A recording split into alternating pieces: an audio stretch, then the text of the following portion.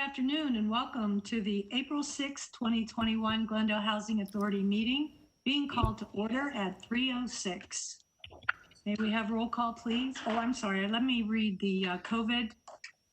Due to the evolving situation with the COVID-19 novel coronavirus and health recommendations from the LA County Health Department, the Glendale Housing Authority meeting will be available to the public electronically. Due to social distancing requirements, the public will not be able to attend the meeting. The public is encouraged to watch and participate from the safety of their homes to practice social distancing. The meeting can be viewed on local cable, Charter Cable Channel 6 and AT&T UVerse Channel 99, or stream it online at glendaleca.gov at the Government Public Meeting portal. For public comments and questions during the meeting, please call 818-937-8100. City staff will be submitting these questions and comments in real time to the appropriate person during the Glendale Housing Authority meeting. And now, may we have roll call, please? Authority Member Agajanian. Present. Brotman. Here. Kasakian. Here. Najarian. Here. Parazian. Here. Ajinian. Here. And Chair Devine. Here. And what's next, please? The agenda for the April 6, 2021 regular meeting of the Glendale Housing Authority was posted on March 30th, 2021 on the bulletin board outside City Hall. Thank you. And next?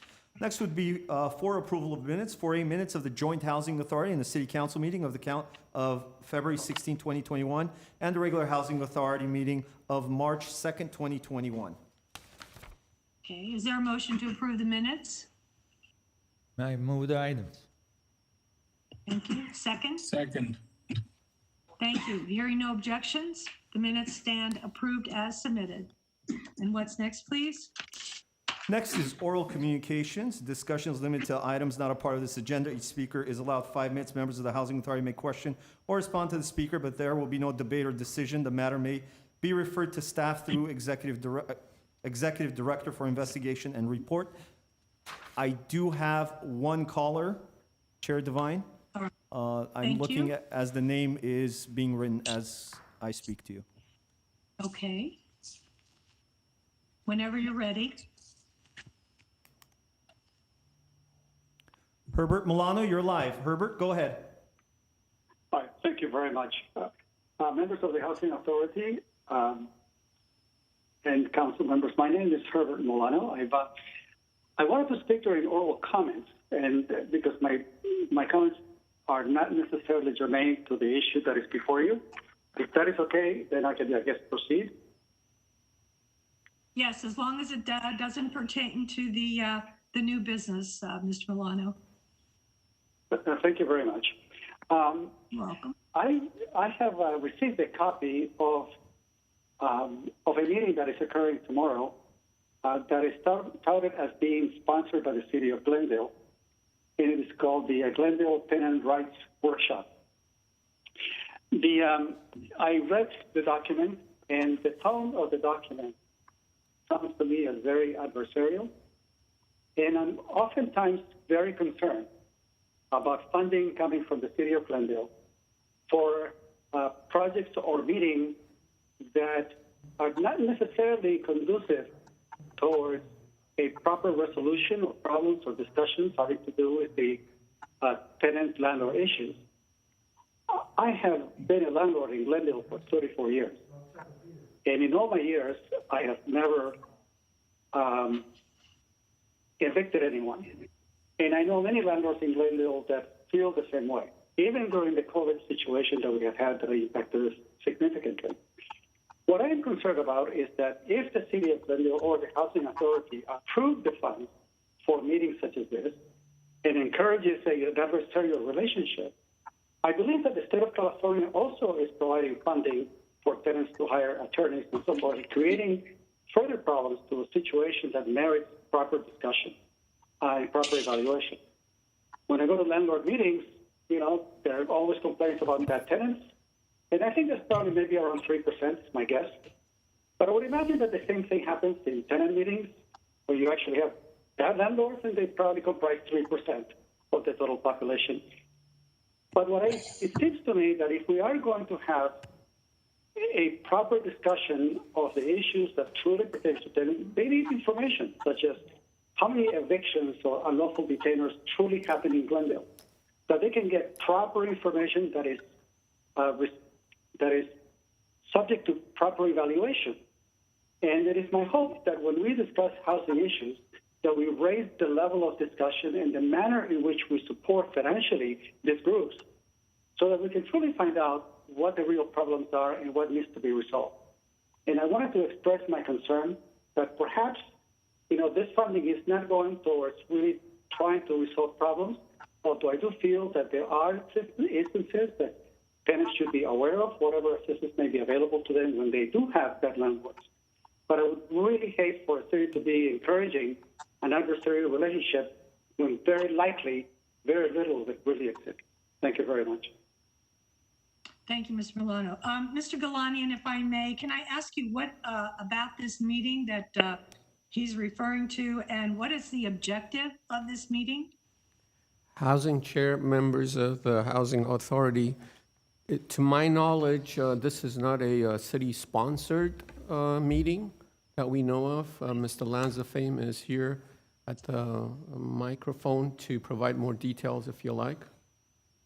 Please, because I'm kind of concerned about Mr. Milano's saying that it was adversarial, and that is not something that I see our city staff doing. So I would appreciate an explanation. I think all of us would.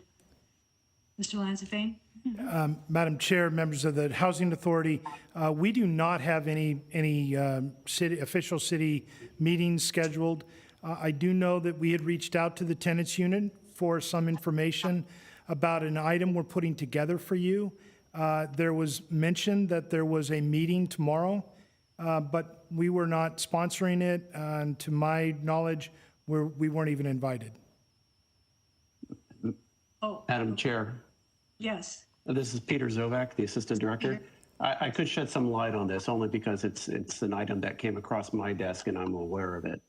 So the city is required to be providing tenant services to the city of Glendale, and any city receiving federal HUD funding is required to do that.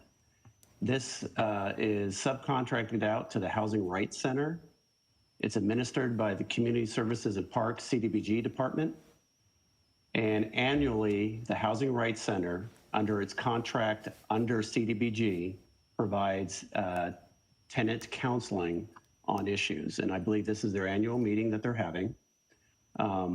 The flyer touches on a lot of topics that I think tenants are going through right now. How do you stop evictions?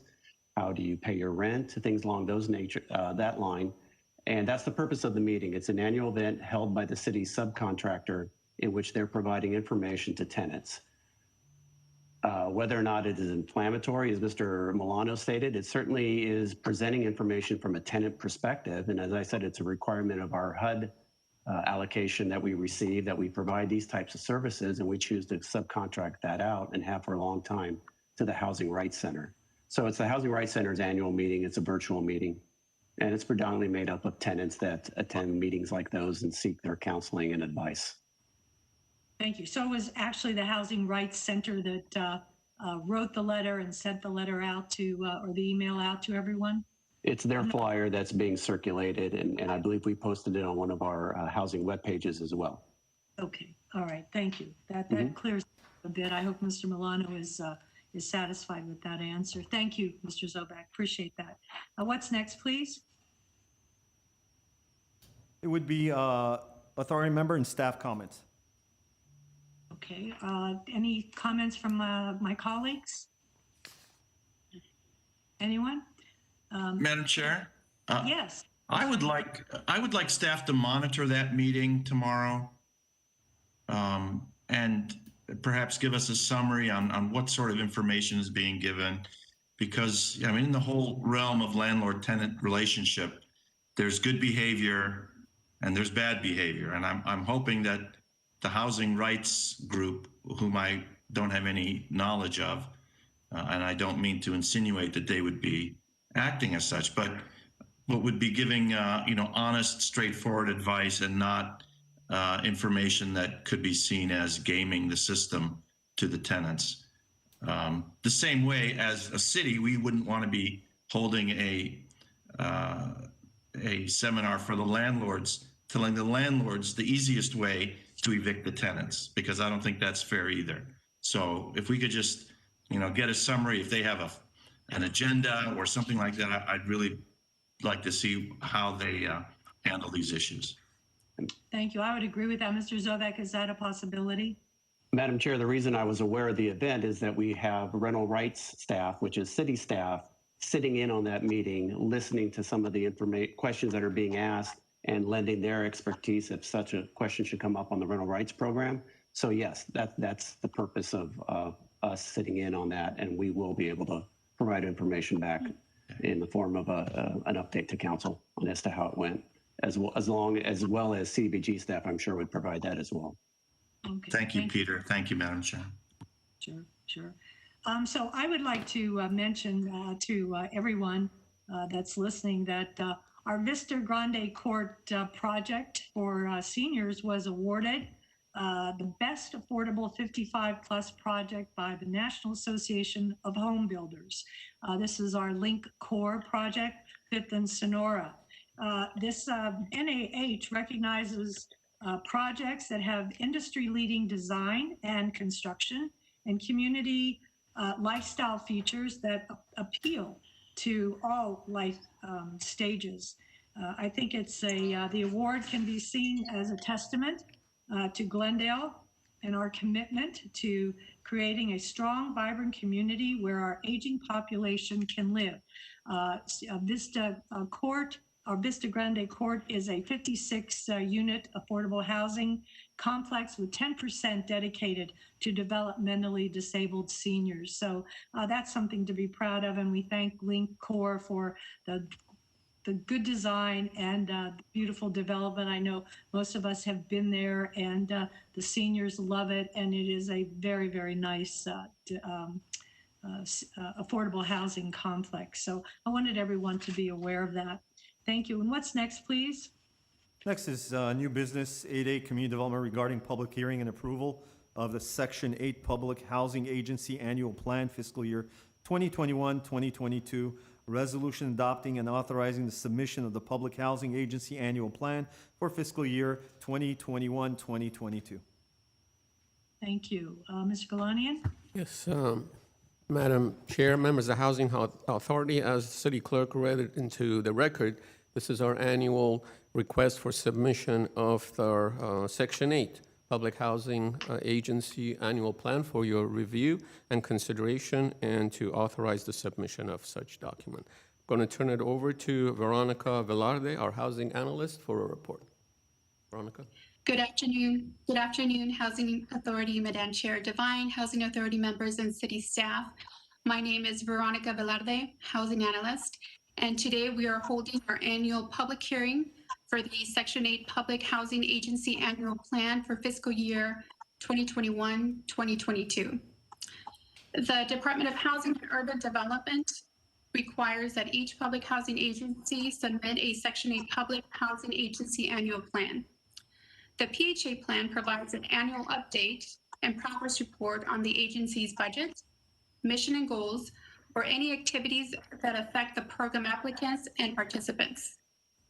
Since our agency has been rated a high-performing agency by HUD, our agency is eligible to submit a streamlined plan. As required by HUD, staff met with the Resident Advisory Board during a March WebEx telephone meeting to review the plan and obtain comments. Those comments will be submitted to HUD and are also included in the staff report.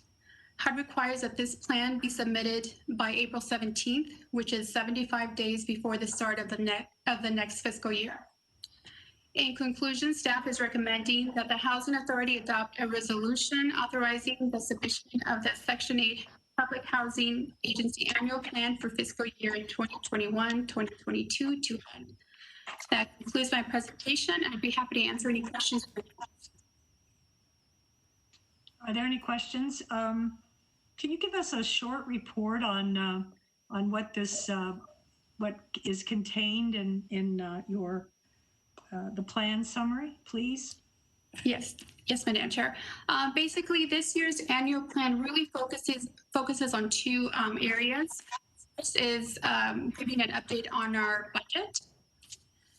We are projecting a total of 41.7 million to run the Section 8 program. And the second focus is it gives a progress report on the mission and goals that were adopted last year as part of our PHA 5-year plan. And I'd be happy to highlight anything you might have any questions on. Can you cover the four planned voucher uses, please, Yes. for the public that's listening? Thank you. Yes, so the Section 8 plan, Section 8 program has four major voucher uses. First are the Glendale vouchers. We are estimating a total budget of $22.3 million for that. The second group is the VASH vouchers, which is Veteran Affairs Supported Housing vouchers, which are special vouchers that are given to veterans, to house veterans. The next category is mainstream vouchers. We are projecting a total of $196,000 budget for that program.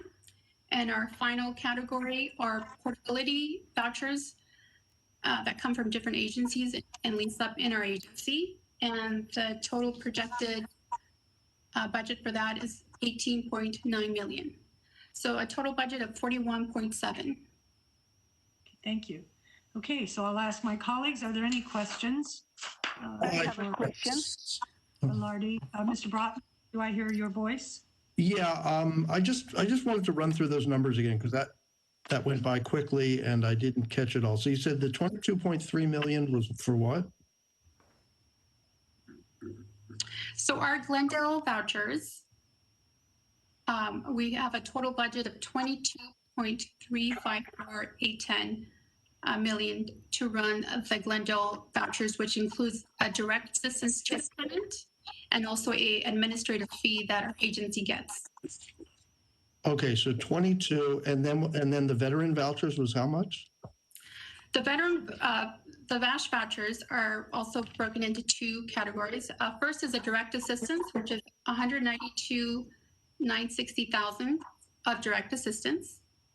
And then there's an administrative fee our agency receives for those vouchers, which is $17,207, and a total budget of $210,167. Okay, and then what's the difference between the Glendale vouchers and the mainstream vouchers? So Glendale vouchers, we are authorized to lease up to 1,592 vouchers from our agency, from people who have been taken off the waiting list. So people who hold the Glendale voucher, that's the budget allocated to those. Now the mainstream program is a new program that our agency received these new vouchers, I believe back in 2019. And these are special vouchers which our agency applied for and were granted. And we have a total of 14 mainstream vouchers. Okay, do they work differently than the Glendale vouchers? Or do they provide the same function, the same support?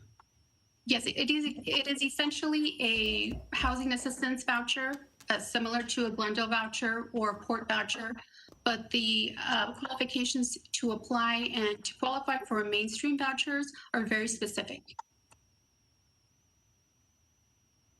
Mr. Brotman, they are for developmentally disabled adults who are able to live independently.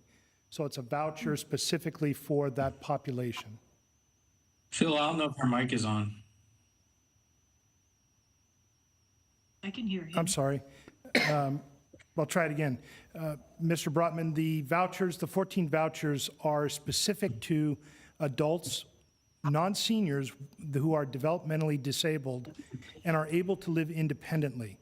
So they work very similar to a standard voucher, but they are designated for a specific population, that is those developmentally disabled adults. Okay. And then just so I understand, the portability vouchers, then that's the net of the incoming and outgoing?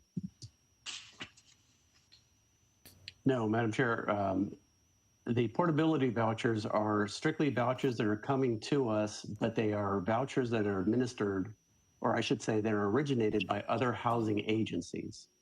So remember, the Section 8 program is called Housing Choice Voucher. A tenant has a choice of where they want to live. They're not obligated to live in the city in which they receive the voucher. The program allows them to transfer to another city that has a Section 8 program, and then that city administers the voucher on behalf of the original agency and receives funding for that voucher and some limited amount of administrative funding as well to administer it on behalf of the original agency. So that's 1,200, those are 1,200 vouchers that come from the city of Los Angeles, the county of Los Angeles, and other cities across the country that choose to live in Glendale with their Section 8 certificate, and we administer it. Okay, and how about vouchers that get ported out of Glendale? We have less than 5 that port out. Okay. Glendale is a destination place in terms of its administration of its Section 8 program and then the type of housing choices that tenants have to live in. Got it. Okay, I just wanted that clarification. Thanks. Yes. And the city's not too bad either. Right. Well, Correct. And I have to say to Mr. Zovac, you know, your department runs a very good program, and I hear nothing but compliments about the Section 8 program. And Robert, you could probably kind of add to this conversation as to how, you know, the process works and why people want to come here and live, besides the fact that it's a great city. Mute. You're on mute, Robert. It's an up and coming developing city compared to the other neighboring cities or the sister cities. So Glendale is more of a arrival point rather than a departure point for these moving or mobile vouchers. Okay. Laura, would you like to add anything? Ms. Parazian? Yes, sure. So, Mr. Vine, I was one of them who moved from Rhode Island. So, and I remember my brother-in-law was telling, if you go to California, you need to go to Glendale. I will let you go to Glendale. No other place than Glendale. So, but I have a question, Ms. Velarde. So in the report, it was saying that in 2020, we had 69, I believe, portable vouchers. Do you have any updates? Are those numbers getting higher or just it's the same, the number of people, just portable vouchers, I mean? Thank you, Housing Authority member Parazian. Yes, you are correct. We did have those number of vouchers poured in for 2020. Like Peter said, that is a choice that people make to come into our agency or to stay put. We are not really, we're seeing the same steady increase, less than 10 vouchers a month coming into our agency from other agencies. Okay, thank you. Are there any other comments or questions? Madam Chair, if I can just, it's on this very topic. I know that Council Member, Housing Authority Member Brahman has some questions, but before we move on, I just want to ask a couple of questions. So I have no doubt that Glendale is a fantastic location. In fact, I'm unapologetic about how great Glendale is. But it would be good to know statistically where these 55 vouchers are coming from. According to, I believe, Section 8 rules, and correct me if I'm mistaken, Mr. Zovac, Mr. Bobulian, or Ms. Velarde, you have to live in where the voucher is issued for at least a year before you can then transfer for whatever period of time.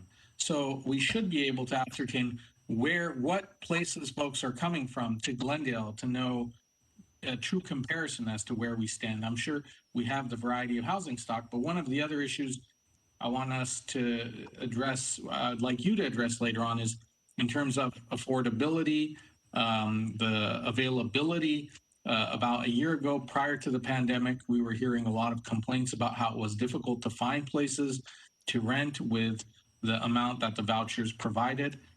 Because of rising costs, now we may have a whole different set of problems. But can you provide us with the areas? It doesn't have to be now. I'm not going to hold the vote hostage based on this, but I would like to know where the 55 places, where have those vouchers come from the region or elsewhere? We can certainly provide that in some information to the Housing Authority at a later time. I will say, though, that of our portfolio of nearly 1,300 portable vouchers, I would say a majority of them are from the city of Los Angeles, then followed by the county of Los Angeles. And then after that, you start to have a smaller number of outlying agencies, either in Southern California, or we have some from across the country. So certainly we could provide that information to you. Right. And I think the other thing to look at and not forget is the number of vouchers we have leaving Glendale. And as I said, it's, you can count them on one hand. And it's traditionally been that very small number of 3 to 5 that poured out. Yeah, certainly. I have no doubt. Again, I think that Glendale is a very desirable place to live. And the proof is in how many people come here and then don't move out, as you stated. But it would be good to know, besides just saying these vouchers are generally coming from LA, to know where folks were living beforehand, before they decided to move into the city. Los Angeles is a big city, covers a lot of area. There may be some trends. It may help us ascertain or figure out where folks are coming from, and that information could be useful in trying to anticipate where other future movement would be coming from. We can certainly track it by agency because every month we have a billing process with them to collect admin funding on behalf of the clients that we visit and see. And so we'll be able to provide that to you. And Madam Chair, members of the authority, that's a good point. And just a clarification, I know that the Housing Authority is aware, but when we do have a port that comes into Glendale, the funding comes along with that. So that city contributes that funding to us. We don't get 100% of the administration, but it's pretty close, about 80%. So funding is coming with that person into Glendale, and it is not subtracted or credited against our own allotment. Madam Chair, may I ask a question to Veronica? Yes, Mr. Virginian. Yeah, Veronica, this is concerning the VASH vouchers in regards to the veterans. Has this been an increase on this? Because now that we have a change of administration in Washington, is this a significant numbering change, or is it the same? Yes, that's a great question.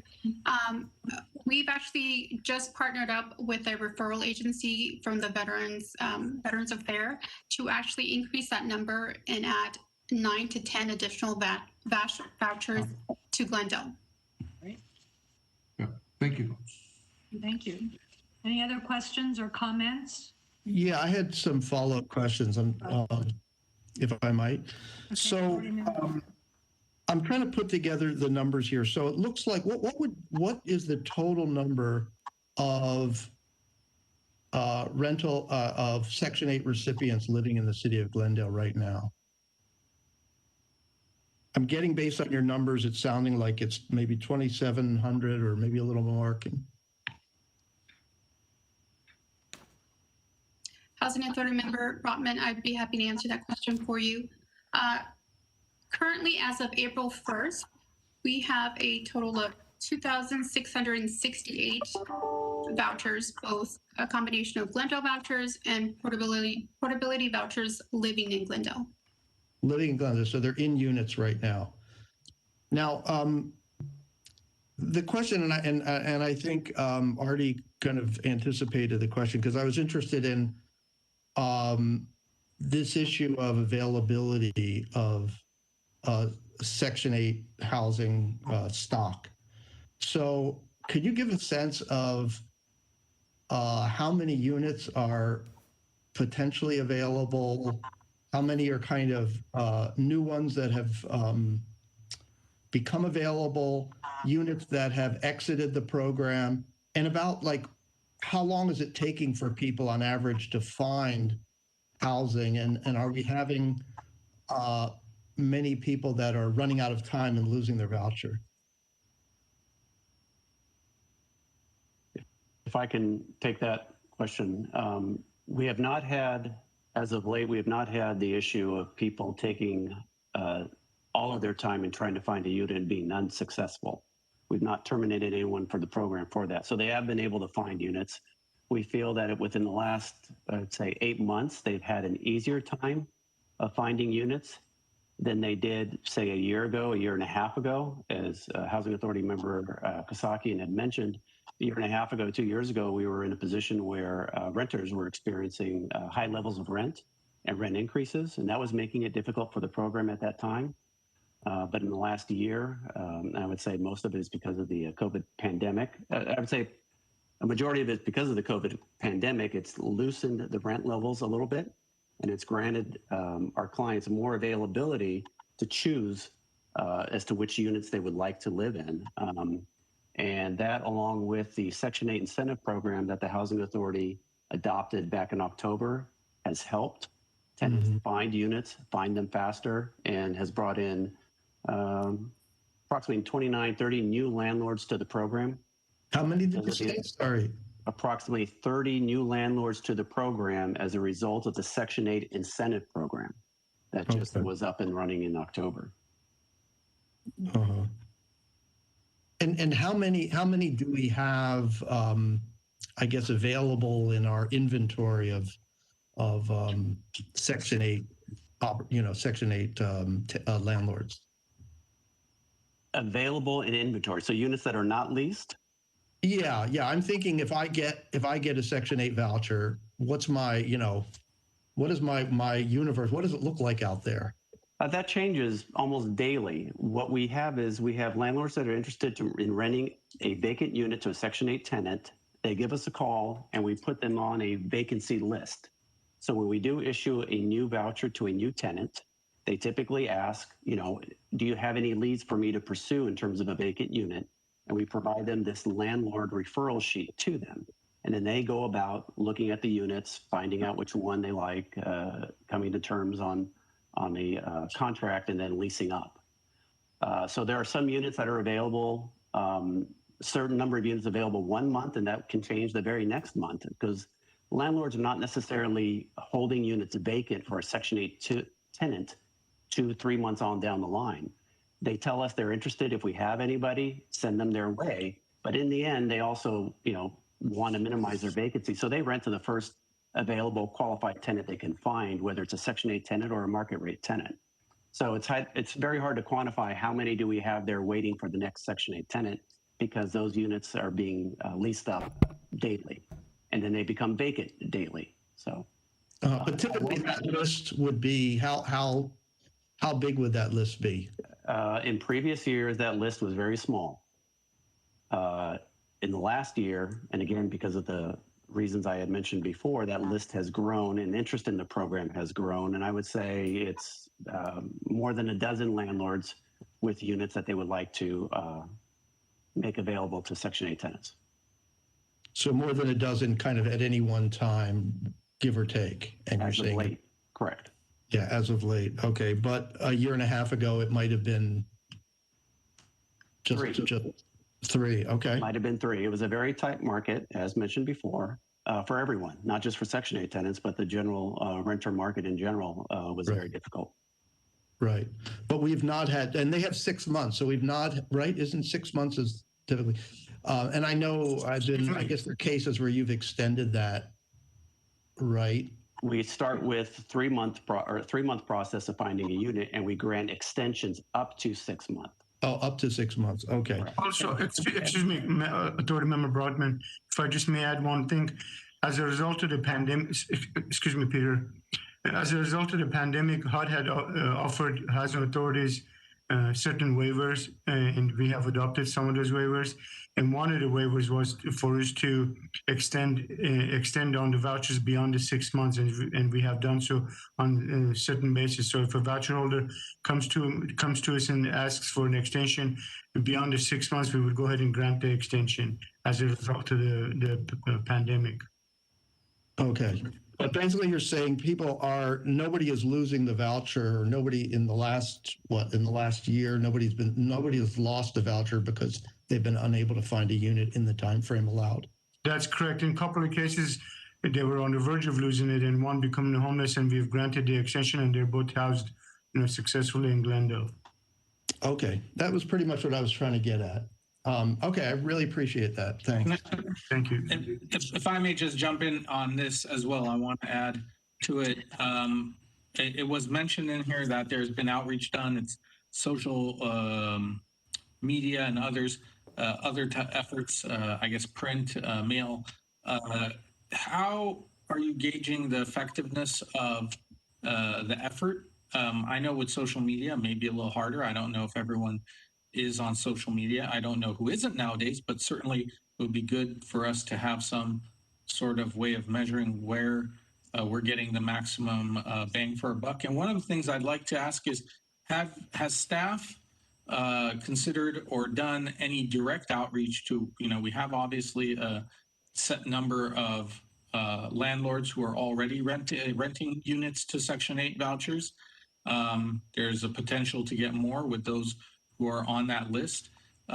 Is there a process when someone adds their unit to the list to ask them to find out what has motivated them to do this, what they are hearing from other landlords as to what is making them hesitate to possibly participate in this program? How are we measuring this? How is the outreach being done, and how is the outreach's success being measured? Certainly the most effective outreach for us has been for our existing landlords that are on the program. We have housing advisors who maintain contact with them either by phone, email, and then for new programs in the recruitment of new landlords, we have a mailing list in which we do direct mailings for recruitments, slightly over 7,000 landlords with units in Glendale that we reach out to. And then annually, we've been establishing and having, except during the COVID pandemic, we weren't able to have a landlord appreciation events for those that are on the program. And so we've had events that we extend our thanks to them for being on the program. We solicit their feedback on the program operations, and we keep them in touch and in loop on upcoming events.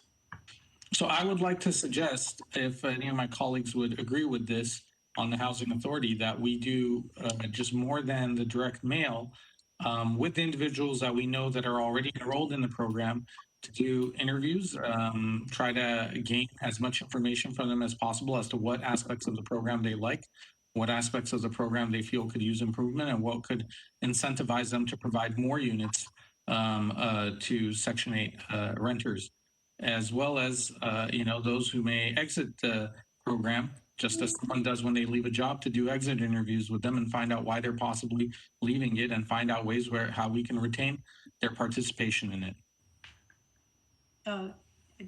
Excuse me, but Mr. Zolak, don't you do that? Do you do that already?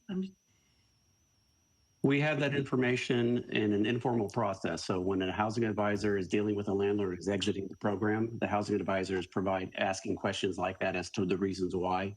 Typically what we hear is that, and remember, it's not necessarily every time a landlord is exiting a program, it's a tenant is exiting a unit and moving to another building with a new landlord. It's not necessarily the fault of the landlord or an issue that the landlord has with the program. Typically what we hear is that I could achieve higher rents. I should say this. Typically what we heard before the pandemic was that a landlord can achieve higher rents from market rate tenants than they could under the requirements of a Section 8 program. And now we're starting to hear that turn a little bit and say, I like the security, given the last 12 months and what the landlords have been living in, they like the security of a Section 8 program in terms of providing rent monthly and timely than what's been on the market rate system previously. So that is something staff could do, to have more of a formalized survey process of the entire population of the landlords that we deal with at certain points that they might have a lease up, that they might have a tenant leaving, and they themselves might be opting out. to look at a little bit more closely, especially now at the rental times are changing post-COVID. We can do that. Okay, so I think that's a good idea from Authority Member Kasakian. Can I, Yeah, Mr. Brotman? sorry, we're going long on this, but first of all, yeah, I agree. And if it requires a second, I support getting more qualitative information on how people are experiencing the program, both from the landlord and the tenant side. So I think that would be great. The other thing that I didn't ask about, which is obviously critically important, is how many people we have on our waiting list, and what that waiting list, how changes in that waiting list, what they tell us about the underlying need in Glendale that we're not able to fulfill through Section 8. Do you have do you know offhand how many we have on the waiting list? We do. We have approximately 2,008 households on the waiting list. We have, if you recall, the waiting list is a point system. So we've just recently transitioned from serving those households with 5 points, and we've now reached households with 4 points and are beginning to serve them. And we do plan on pulling, probably over the course of the next 6 months, we hope to pull hopefully anywhere between 100 to 200 more people off the wait list, and with the intent of hopefully being able to qualify them and issue them a voucher. So we do have some room to increase our voucher totals, and we plan to do that over the course of the next 6 months. Okay, but obviously we have a big unserviced population. Yeah. Correct, and that wait list has been closed since 2001. That's the most important thing to remember. That's since 2000. People have been waiting for 20 years to be served. Yeah. Okay, thank you very much. Any other comments? I'd just like to close this discussion by thanking all of the landlords that participate in this program, because without them, there is no telling where all of these people would be. And I thank Peter and all of your staff, Veronica and Arthur, for running a great program. So, and please, let's continue the appreciation event. They love that, and it really makes the landlords feel good about what they're doing, and that feeling that we appreciate it, not only their tenants, but we as staff and council appreciate what they're doing for our community. So I'll entertain a motion now. Chair Devine, to Chair Devine, before you Yes. move on and make a motion, I do have a caller waiting on the line, and she's been waiting for a while. Okay, put her on. Isabel Tavanyan? Isabel? Yes. Go yes. ahead. You're How live. are you? Oh, hi. How are you? Thank you for letting me speak a little bit more about this very important program, Section 8. Very important program because a lot of people is in the waiting list. If Mr. Dunn doesn't know, you need to really read more about this issue, not to waste time with very simple questions. The program is closed since 20 years ago. So this is very ridiculous that we are talking about something that need to be improved. 911 is emergency situation. It need to be improved, it need to be open, it need to be modified, it need to be adjusted, because there is so many things that is very loose. It need to be adjusted in regardless to the time that we are living now and the necessity of the people that we live in Glendale for so many years. Another thing, when you talk about vouchers, that you are bringing other people from all around the country, it's very sad to hear that, because we have lack of units for rent in Glendale for so many years. Before the pandemic, a lot of people, they have to move out of the city because there were not any decent unit available for rent. So I'm against that, to bring other people from other states because they want to enjoy this. They want to enjoy this city after 10, 20 years that we are living here and we are working here and we are making this city to look the way that it is now, because all the workers in very many different industries that we work in this city. So it's not fair that you are extending and welcome other people from other states when you don't satisfy our needs, the people that we live in this city for so long. Number 3. A lot of people, they got addicted because those landlords, they know, like he said, oh, now the landlords, they want Section 8 people. That is baloney. That exists from a long time ago. I remember my neighbors, they were living in an 8-unit apartment. The owner passed away and they purchased the building, and the new owner came and he took everybody out and he bring all Section 8s. Why? Because he could raise his rent very high. They were paying $900 at the time, and he raised it all the way to $1,500 just to meet the marketplace. But it's not right this, because your commission need to be outside in each single buildings. Check it out. What is going on? What is the need of the citizens? What they are going through? What they are struggling about now? Go outside, meet them, talk to them, and get the real situation that we are living right now in Glendale, and many different problems that we are facing now. And another thing is that when you go in and apply for this kind of program that is open, they said, oh, we received so many applications, but they don't process as fast as they're supposed to. Look, the last thing, the last lottery was in August. And they said, we're going to open in October. Look, it's March. They didn't open. There is no more lottery. The money is sitting on the bank. What is this? We are not. Thank you for your Thank you. comments. Thank you so much. Bye. Thank you very much. You know, and Mr. Zovak, that I'm just going to ask one more question, then I'll take a motion. Do these landlords in Section 8 have carte blanche as far as raising their rents, as she stated? I mean, The landlords have the ability to increase their rents, whether it's a market rate tenant or a Section 8 tenant. There are limits on the Section 8 side as to how much they could raise their rent, because there's a limit as to how much the tenant can pay and how much we can pay on those units.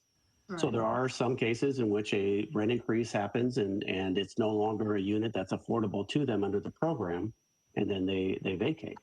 They have to vacate. Okay, thank you so much. Thank you. Okay, I'll take a motion for the resolution, adopting the resolution. I'll move it. I'll second it. Thank you, Ms. Parazian. And can we have a vote, Mr. Ajinian? Authority member, Yes. Roll call? Authority member Agajanian, Yes. Brotman, Yes. Kasakian, Yes. Najarian, Yes. Parazian, Yes.